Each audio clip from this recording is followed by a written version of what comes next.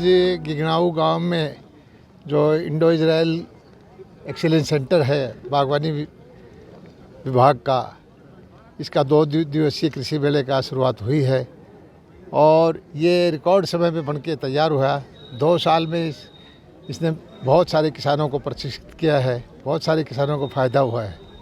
और किसान की आमदनी बढ़ाने का तरीका यही है कि हम परंपरागत खेती की बजाय विविधीकरण करें, फलों की, फूलों की, सब्जियों की खेती सीखें, अच्छी तरह पैकेजिंग करें, मार्केट की ज़रूरत के हिसाब से माल तैयार करें और उससे उसको वैल्यू भी अच्छी मिलेगी। हरियाणा सरकार का विशेष ध्यान है।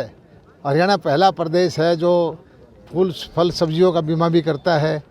हरियाणा प्रदेश बहुत सारी सब्सिडी भी देता है।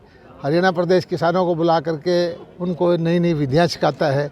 और इस मेले लगाने का मकसद यही है कि जो भी आधुनिक तकनीक है, नई मशीनरी है, नया बीज है, नई तकनीक है, वो किसान को खेत में आके हम दिखाएं ताकि किसान प्रशिक्षित होकर के उसका उपयोग कर सकें।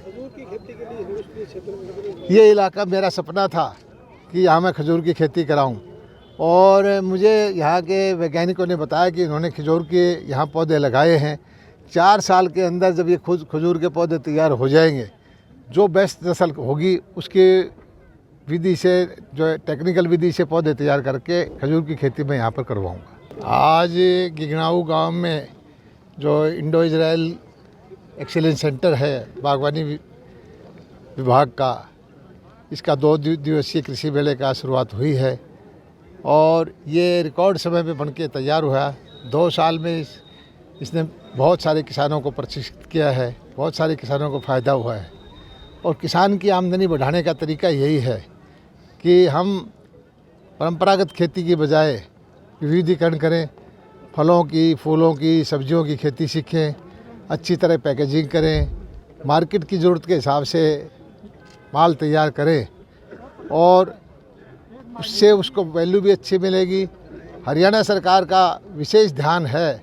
हरियाणा पहला प्रदेश है जो फूल फल सब्जियों का बीमा भी करता है। हरियाणा प्रदेश बहुत सारी सब्सिडी भी देता है। हरियाणा प्रदेश किसानों को बुला करके उनको नई नई विधियाँ सिखाता है। और इस मेले लगाने का मकसद यही है कि जो भी आधुनिक तकनीक है, नई मशीनरी है, नया बीज है, नई तकनीक है, वो किसान को खेत में आके हम दिखाएं ताकि किसान प्रशिक्षित होकर के उसका उपयोग कर सकें। ये इलाका मेरा सपना था कि यहाँ मैं खजूर की खेती कराऊं और मुझे यहाँ के वैज्ञानिकों ने बताया कि इन्होंने खजूर के यहाँ पौधे लगाए हैं।